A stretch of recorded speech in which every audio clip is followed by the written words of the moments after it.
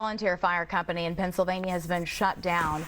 That's after members were caught in a virtual meeting making alleged racist comments. They were also mocking an 8-year-old black girl killed by police last year in a neighboring town.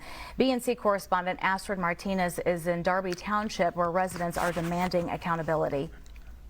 Now, in the recording, you can hear several men make racist remarks towards other firefighters, complain about the changing demographics in the city, and also make insensitive jokes about 8-year-old Fontability's name.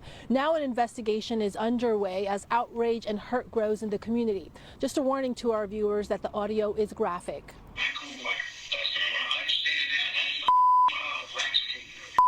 They're supposed to be the ultimate heroes.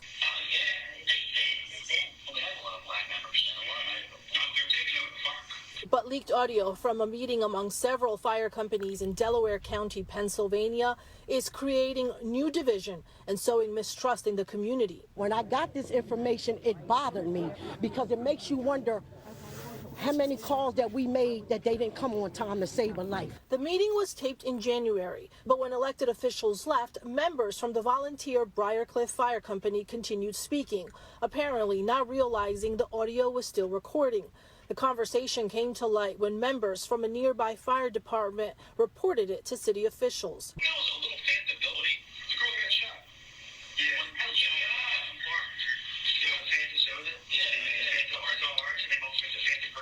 Firefighters were also making fun of 8-year-old Fontability. She was killed by 3 police officers in a neighboring town last summer. Police say the young black girl was shot outside a football game after officers heard gunfire, and they responded by shooting into a crowd. The family of Fontability released this statement saying, "To speak of her with such disrespect shines the light of shame on those people at the firehouse making the remarks and reflects negatively on those good and true first responders who pledged their lives to service all of the members of the community." The derogatory comments are also opening up old wounds. For them to crack jokes about Fontability, this little girl, is unacceptable. My community will not accept it, and we will fight and we'll do everything we have to do until we get justice.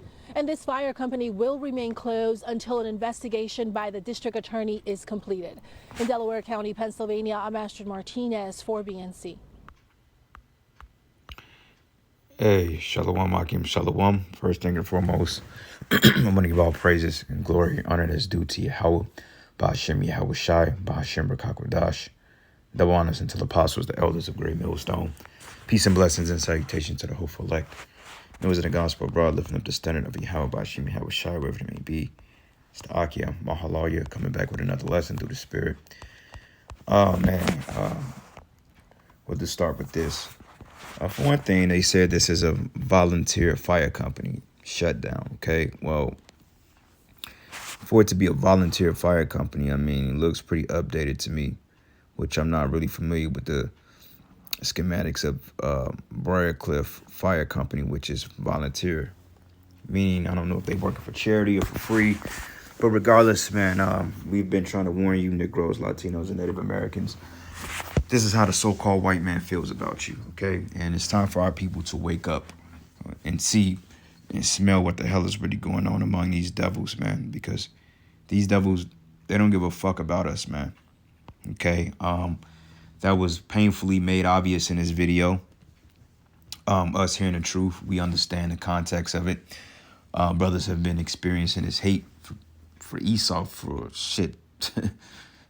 You know, since we came in the truth, even before then, we just didn't quite understand it because we didn't really get it, you know. We knew racism existed, but overall, you know, we were just taught to deal with it.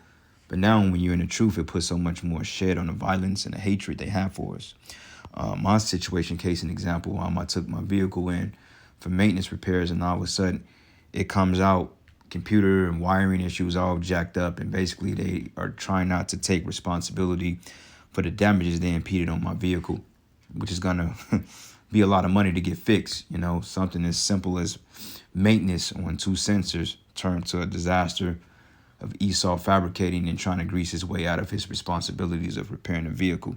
You know, supposed to start my new gig this week, man, and I had to put that on hold because the transportation was fucked up. So I'm losing money and transportation and, you know, safety and all those type of things, man, and putting brothers at inconvenience and so forth like that to help out with the situation. So that's pure hatred, man. All right. And what I realized is that these devils don't give a two flying fucks about us, man. All right. And this video here proves that. Okay, you're making fun of an 8-year-old girl that was put to death during a gunfight. And that should tell you, Jake, something, okay? That should let you know what the so-called white men think about you, how they feel about you, what they say behind closed doors. And you Eves out there too. Okay, you black women, man, you know, when you go to work and you leave the workforce or whatever, you go home to your families, they're talking shit about you too. You know, they talking shit about our natural hair. They talking shit about our complexion. Ultimately, because it's an envious thing. They hate us. You know, it's spiritual. But overall, you know, this nigga bitch or this nigga man, you know, they're saying these things about us because it's their job to try to break us down and defeat us. But ultimately, the hatred comes because they lost the birthright to us. Even on a surface level, Esau doesn't understand his hatred beyond the racism that he has, okay? Because his racism stems from a deep hatred of the birthright. And that's where it comes from. On a surface level, they may look at it like, well, I don't like your color. I don't like your skin. They hate everything that have to do with us. They hate us because we're better. They hate us because we're fluent. They hate us because we're the chosen of the Most High. They hate us ultimately because it's a thing of envy and jealousy, okay? They hate us just because, you know, without a cause. All because you were supplanted of the birthright, which never belonged to you in the first place. So this is no surprise, man, because the fire department, the police departments, you know, these state departments, etc., they're started on the back of Jake, man, as far as racism is concerned. Because back in the 50s and the 40s, there was no such thing as a so-called African-American or black firefighter. Okay, so racism stems deeply in these in-house or these fraternal organizations, from states to cities or municipalities to police departments to the brotherhood of the fire department. Okay, a lot of that is grandfather in, a lot of that is in-house. You know, like when you have a fire chief, he may have came on the force when he was 18 years old because his father and his grandfather was a firefighter. But hey, he's already next in line to take on the mantle to be the fire chief in command once those guys retire. So from the time he's 17, 18, joining the force, he's already set up to be the captain and to retire with great benefits. You think they're going to give that to Jake? Hell no. And he clearly said it. He said, man, these blacks, he says, black on black, I understand that.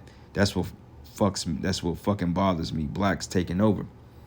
And hey, that's the truth, man, because what the Most High is doing to Esau is that he's setting him up. Because Esau can't escape Jake. No matter where he go, Jake is there. He go downtown, Jake is there. You go to the suburbs, Jake is there. He try to go to the Beverly Hills neighborhoods and buy a multi-million-dollar mansion. He may have 2 Jake families there, okay? And they don't like that, okay? That's why in the renters clause, certain neighborhoods, even to this day, is still written in the clauses that they can't rent to people of color.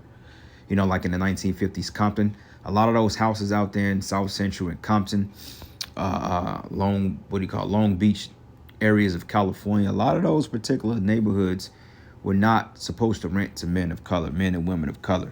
And that's still in their contract to this day. But since Jake took over, it was like, why bother? Let's just move. They can have it. The best way to kill them off is to put them all together. So therefore, they will kill each other off because they're deprived of resources. They're deprived of education. They're deprived of all the necessities that a person would need to survive. So therefore, let's go ahead and take that shit from them. So therefore, they can kill each other. So let's rent to them. Because the guy said it in the movie. It's a TV show called Them.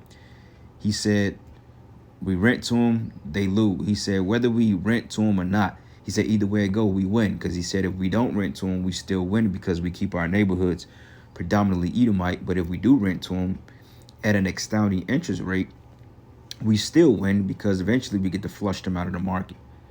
That's why you have what they call a credit-based system, because they know that Jake's credit is bad. And it's another strategic way on flushing our people out of the market of making ends meet, because this is a credit-based system. Okay, everything is geared up to destroy you Negroes, Latinos, and Native Americans.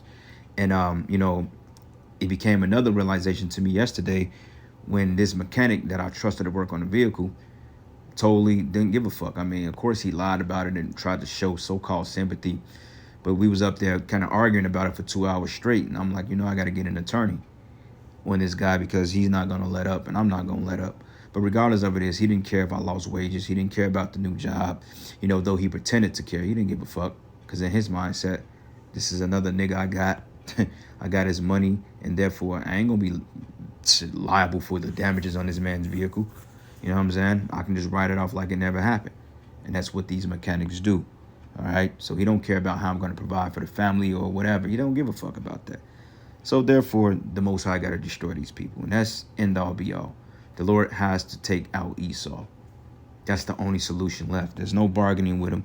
There's no agreeing with them. There's no being on one accord with them. These people have to be taken out of power. They have to go down. And that's just what it boils down to. So, Salakia for the rant. I just had to get that out. But you know what? It's a lot of good precepts on the comment board, so I'm going to take my scriptural reference from the comment board, because actually a lot of these precepts I would have pulled anyway in the scriptures, but nonetheless, the scriptures is the scriptures. This is the word of the Most High, so I'm going to get the scriptures from the comment board. Those of you that may not like it, then you can go watch another video. I don't give a shit. But anyway, this is from Mawath to Adawam, Salakia, Mawath to Adawam, Ezekiel 25:14. It says, and I will lay vengeance upon my people Edum. Salakia. It says, and I will lay my vengeance upon Edom. Edom is the so-called white man. And by the hand of my people Israel. Okay, so that's it. There's going to come an ultimate clashing between Jacob and Esau. And this is the reason why the Most High is setting them up. You notice everywhere Esau go, Jake is at. Because the Lord is setting Jacob to get them bones, man. Okay, he's setting up the Esau, the so-called white man, to pretty much clash with Jake. And that's what eventually is going to happen. And after this video that we watched, a lot of people are going to be pissed off about that. But then again, you know, why are you Israelites surprised? Why are you Jake surprised at this? Like, this shouldn't be as to shock to you, because you know what type of devil this man is. This man hates us. It says here, and they should do in Edom according to my anger and according to my fury, and they should know that my vengeance, says the Lord Yahweh. And they're going to find out that they've been Jewing down the men of the Lord, the people of the Most High. Okay, you so-called Negro, Latino, or Native American, they're going to figure out that we were the chosen people, which subconsciously they already know. That's where they hate stems from, though they can't really put their finger on it because they're not spiritual. But eventually, it's all going to come to a head, okay, because Jake is sick of taking shit off Esau and these corporate jobs, you know, these municipality jobs, man. Jake is sick of it, man. Jake is sick of living under the vowmanship of the so-called white man. Like, I remember when I went to court a couple of months ago from being hit in a wreck, man. Went to court to pretty much get out of the ticket. And when Jake was at the window trying to pay the fine, the Edomite demon at the window, she was just talking down on him, man. And Jake got fed up, man. He just really went in on the Edomite lady, man. I couldn't do nothing but commend him, because I understand that these people, man, I understand the type of buttons they push. I understand the type of verbiage they use towards our people. Okay, and it's not cool. I get it. So when Jake let that lady have it, he snapped the fuck off, man. Hey, I wasn't even mad at him, man. You know what I'm saying? It was just like, wow, you know, and she clearly shut the hell up, you know? Because, hey, when we get you in slavery and we get you under our foot, hey, you're going to understand what it's like to be oppressed, man. Okay? You're going to understand what it's like to be shit on and pissed on, man. Okay?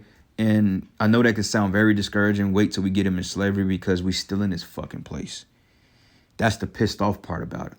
But it's coming, brothers, man. I got faith in that. It's coming sooner than what we think. And what I found out about the Most High, when we at our wits' end, that's when the Lord comes through and delivers us, man. Because the scriptures say even through temptation, the Lord would deliver us. So every time I've got pushed to my wits' end to the point that I couldn't take it no more, that's when the breakthrough finally came through. That's when the Lord comes through. He comes through at your breaking point. And right now I'm at my breaking point with these people, period, man. Even the 2/3 of our people. But this is focused on you damn devils, man. Because you devils, you are the problem. All right. Ezekiel 35:5-6. It says, because thou hast had a perpetual hatred and hast shed the blood of the children of Israel by the force of the sword. Okay. Because you put us in captivity and you still shedding our blood. Okay. Through biological means, through political means, and through physical means. Because, hey, it ain't nothing for a cop to gun you down at a traffic stop, man. It says, in the time of their calamity, in the time that their iniquity had an end. Therefore, as I live, says Yahweh thy power, I will prepare thee into blood, and blood shall pursue thee. And since thou hast not hated blood, even blood should pursue thee, right? Because this man hasn't had anything. He hasn't paid for not one thing he's done to the children of Israel. He has not paid for putting us in slavery. He has not paid for crucifying the Lord. He has not paid for putting poison in our drinking water. He has not paid for putting us in the most deplorable situations. He has not paid for doing anything into us, man. Okay, he's basically had his way, and he's getting away with it. And we ask the Most High, how fucking long are we gonna allow? Are you gonna allow this devil to put his hands on us and nothing happen? How long are you gonna allow them to afflict us, man? How long are you gonna allow them to have their way with us and our children? How long are you gonna allow them to kill us and get away with it, man? All right, it's crazy, man.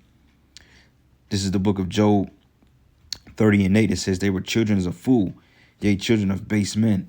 They were violent in the earth. Verse 9, but now I am their song. Yea, I am thy byword. And they abhor me, which abhor means to detest. They flee far from me and spare not to spit in my face. And this was basically a slap in the face, them marking that 8-year-old girl. That was a spit in the face, basically, the vehicle situation. Just a spit in the face of cops gunning down Jake.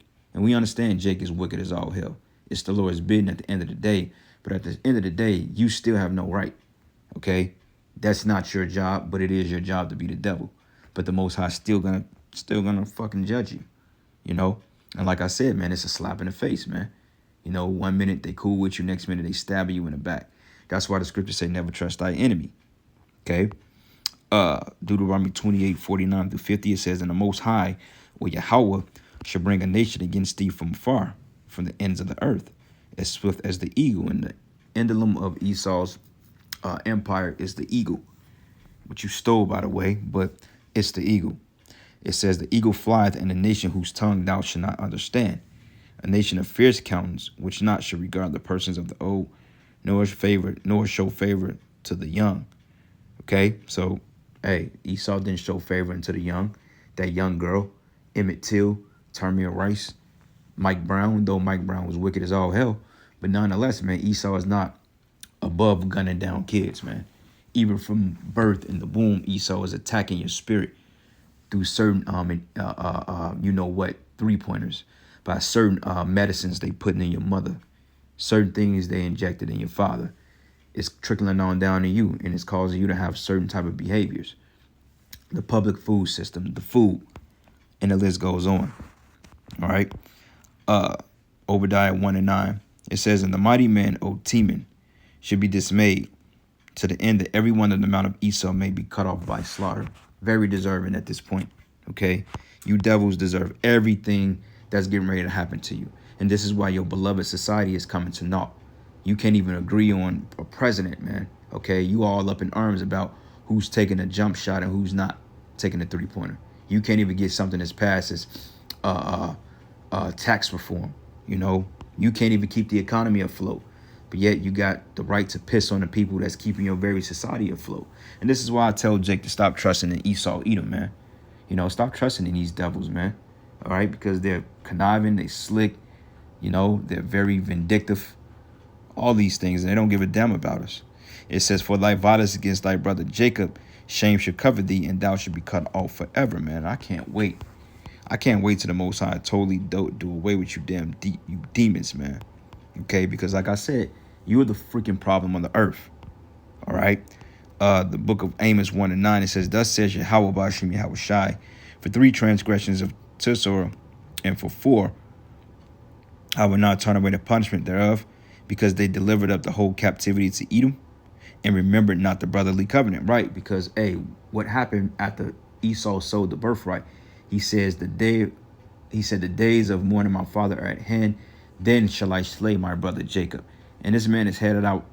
Shit, he's headed out for us ever since he was Cain and Abel, man, which Cain represents Esau, Abel represents Jacob. What happened then? He slew him then.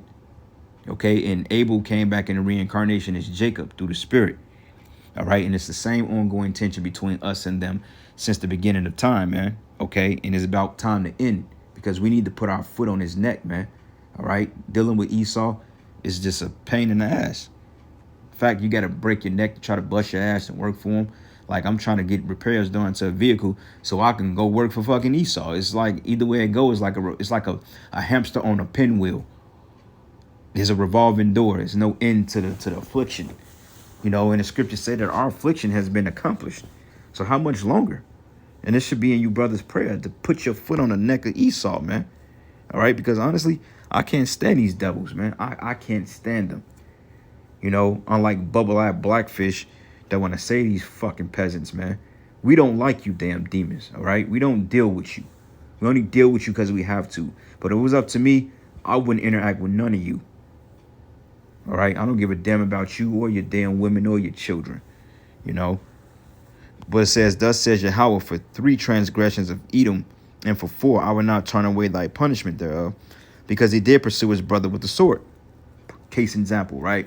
Transatlantic slave trade, the Romans, the Greeks, all right? Even then, throughout the various captivities, Esau has destined for us to be put down with extreme prejudice, man. Look today, look at the court systems. Jake getting thrown in prison for stuff they ain't even do. One man served out 42 years for a crime he didn't commit. And a lot of times Esau know that the man is innocent, but in his mindset, he could do 30 years. He'll still be about 70 when he get out. He'd be cool.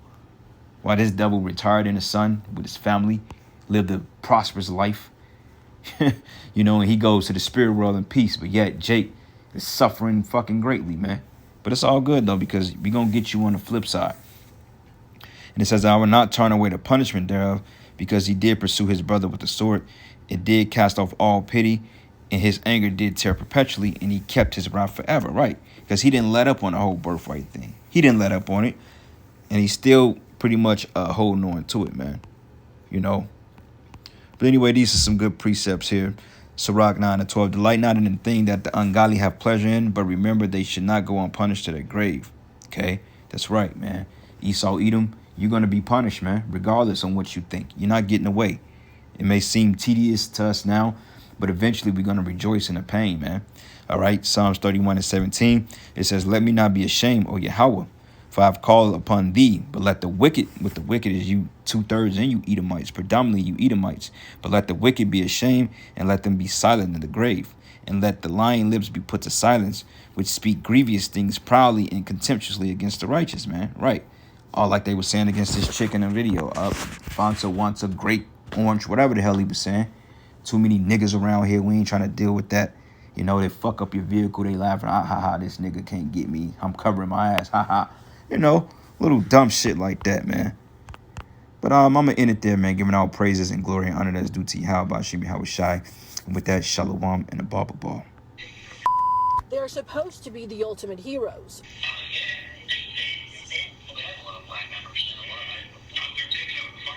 But leaked audio from a meeting among several fire companies in Delaware County, Pennsylvania, is creating new division and sowing mistrust in the community. When I got this information, it bothered me because it makes you wonder how many calls that we made that they didn't come on time to save a life. The meeting was taped in January, but when elected officials left, members from the volunteer Briarcliff Fire Company continued speaking, apparently not realizing the audio was still recording.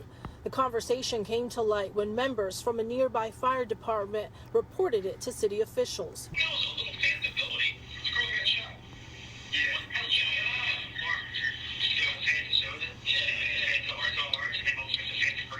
Firefighters were also making fun of 8-year-old Fonta Bility. She was killed by 3 police officers in a neighboring town last summer. Police say the young black girl was shot outside a football game after officers heard gunfire, and they responded by shooting into a crowd. The family of Fonta Bility released this statement saying, to speak of her with such disrespect shines the light of shame on those people at the firehouse making the remarks and reflects negatively on those good and true first responders who pledged their lives to service all of the members of the community. The derogatory comments are also opening up old wounds. For them to crack jokes about Fanta ability, this little girl, is unacceptable. My community will not accept it, and we will fight and we'll do everything we have to do until we get justice.